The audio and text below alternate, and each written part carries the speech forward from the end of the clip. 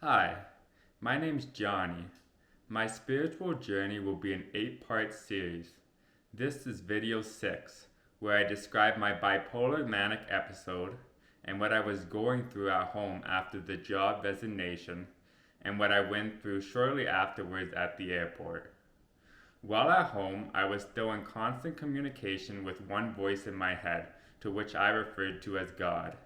I was asking God all sorts of questions, trying to extract as much knowledge as I could.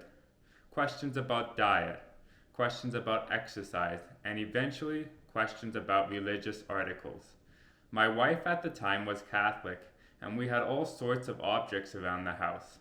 God was telling me to throw certain ones out. So I was going around the house tossing different religious articles into the trash.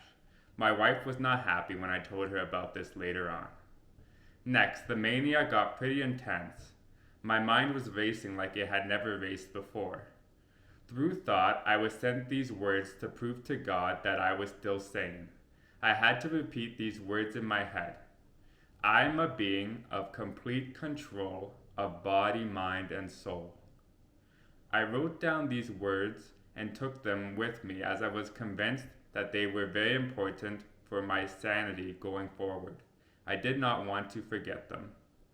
Once my wife and I reached the airport, I was asking God what kinds of deeds I could do to help the customer service representative. God told me that if I could shake his hand, it would make his day. I thanked the person for all of their help, as they did an exceptional job explaining some additional tips that we were not aware of. I reached out to shake his hand, and he accepted. I pulled it off, and I was very happy with myself. Next, on the airplane, I was in contact with the Soul Kingdom again. This was happening through a combination of vision through constant thought.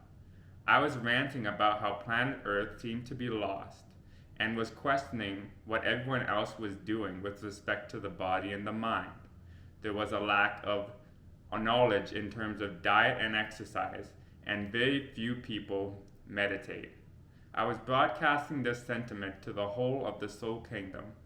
It felt like I had quite an audience and that I was heard.